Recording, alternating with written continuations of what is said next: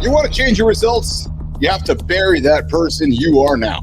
Because the life you want demands someone else right now. We've got the blueprint. It's time to get up. Good morning. Welcome to Mornings in the Lab, where your comfort zone gets crushed. Some days stops being an option.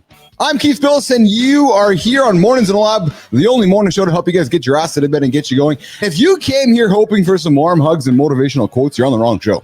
Just go somewhere else. Go to the show over there. You're not going to get that stuff here. No, I was about to drop the F-bomb, but I'm going to warn you, there's an X-rated, R-rated show here. This show is about burning down the person you've been. So you're rolling over right now, waking up, starting your day, and you're thinking, I don't like that guy. Get rid of him. Get rid of him. Today, you're going to build someone new from the ashes. You want to be that business athlete that you know you are. You want to do it before the day controls you. You want to put the nice t-shirt on. You want to have the big fat gut hanging over the belly. Oh yeah, these guys are going to tell you what to wear. They're going to tell you what to do in the gym to make yourself look jacked for a night out on the town. The month you can start saying no to something getting in the way of your big yeses. It's 110 degrees here in Austin during the summertime. So when you're doing a 6-hour run in the middle of the day, it's got to fucking go, man. Wait a minute. Wait. I said, go back up. And all of a sudden, boom, there. I said, who in the fuck is that? He goes, that's Richie. I was like, you got to be shitting me. I was on a podcast a couple days ago, and when my face popped up, the girl was like, I don't know that I want to interview you anymore. She basically told me I was ugly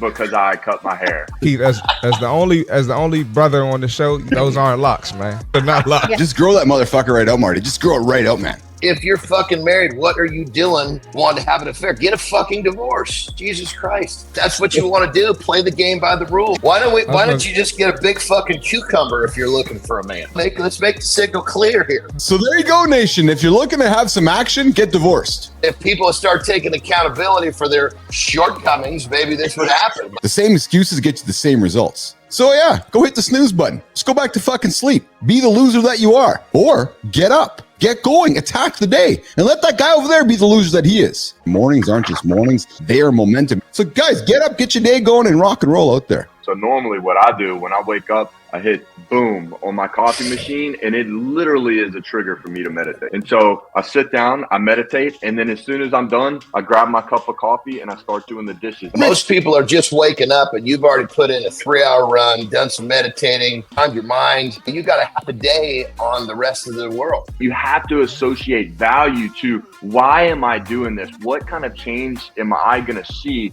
or am I trying to attain? And that's how you get to it. Sometimes when I'm really like, okay, I got to fucking write this down so that I do it. It's a game changer, man. I've got a book that represents every year. But here's the deal. When I teach this shit, someone's like, how do I get started? I got you. Don't sweat it. Don't make the first time the physical time. Mentally live it out. Once your brain knows what to do, the body just fucking follows. Bam. Next thing, there's your how. You get out of the gate. A person that wants to do something is going to do it far easier and far more often than something he has to do. As excited as you are, just get one thing done, celebrate it, win it, and then go back and maybe do one more thing again tomorrow. Your excitement is going to fuel you to perhaps failure. So embrace the excitement and go. We got pull-ups, right? Of course, we know pull-ups, great for back, great for biceps, great for core engagement. But when you do these with different grips, you're going to hit every angle of the back and boost your upper body strength. These exercises are for muscle growth, but it's balanced, it's powerful, and they are functional. So remember that when you're doing these, add some progressive overload to it and watch those things get better. Daniel's about building lifestyles where health becomes your daily identity. 5 things that are pretty consistent by 4 a.m. is wake, water, breath, stretch, breakfast. And that starts the night before. It's what I call recycling your pain into power and just showing up. All the shit that was rough in the beginning was the biggest blessing. Being dealt that blow that early in my life, I was very depressed. At the same time, nobody knew I was gay. Seeing some women around me do things in their life was like a light bulb. But then get off the pot. It's time to do something with this. That gap between comfortable and unknown, that growth is what it's all about. Are you willing to die?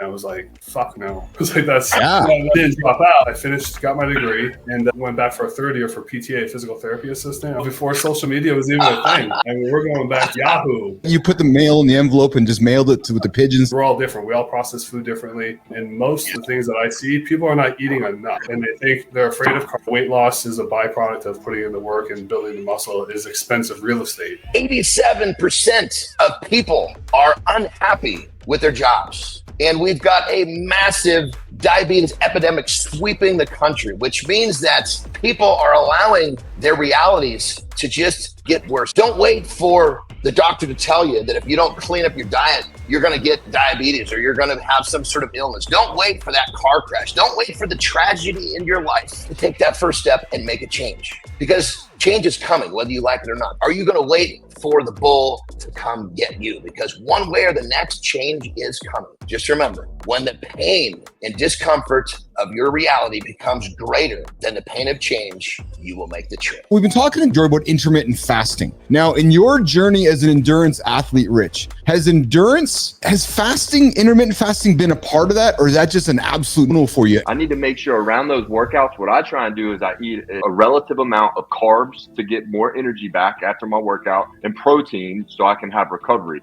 When you look at high performance sports, so when I've worked with I've worked with NHL players, with dancers, so it doesn't matter in terms of what it is. If you're looking for performance as the outcome, intermittent fasting is not going to be the deal. For sure, if you're looking for high performance, it's fuel to burn fuel, and if it's not when you need it, you're not going to function. Intermittent fasting is a way for some people to jumpstart their belief system in themselves and creating that behavior change. When you're living discipline and you can do it because you're disciplined, the shit that someone could do when they truly believe is off the charts. When we recover, we can't be celebrating what we've accomplished. We need to be recovering for what we're about to do next. What you do today impacts tomorrow. And so we look and we strategize and put processes in place so that way you can be successful at the end of the day and then looking into tomorrow. Stop trying to figure it out. Start building on what's authentically you and let that grow and evolve just as you do. It's just we think we have it all figured out. We don't have it figured out. But hey, to you listening, you didn't have any idea because we just made it go on the fly, because that's what happens when you show up and you move, you create momentum and magic happens. When it comes down to it, it's don't even think about what to eat, think about what to remove. It's a much easier task. Just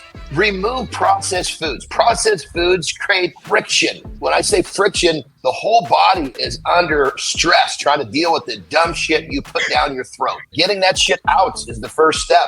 All the good shit you're going to put in is not going to do much when you're still eating the crap that got you there to begin with. If you want to have good sex, eat good food. Part of longevity is getting up in the morning and getting into your closet and putting something nice on. We don't want folks that pretend everything's perfect all the time. We want to talk about the real shit that we've all been through and how we've come out on the other side. It doesn't matter how the cake gets baked, just as long as the cake got baked. We learned that nutrition is not a one size fits all. We have to look at what our performance goals are. Emotion is what allows us to actually do the rewiring and change the outcome. It's not about the finish line. It's about the journey of getting there. Do the things for something greater than yourself and share with others all your lessons that you have. My belief is that the future of entrepreneurship is going to be impact-based. If there's anything that the pandemic taught us, is that personal wealth, personal success is going to be ephemeral if our communities around us are in shambles.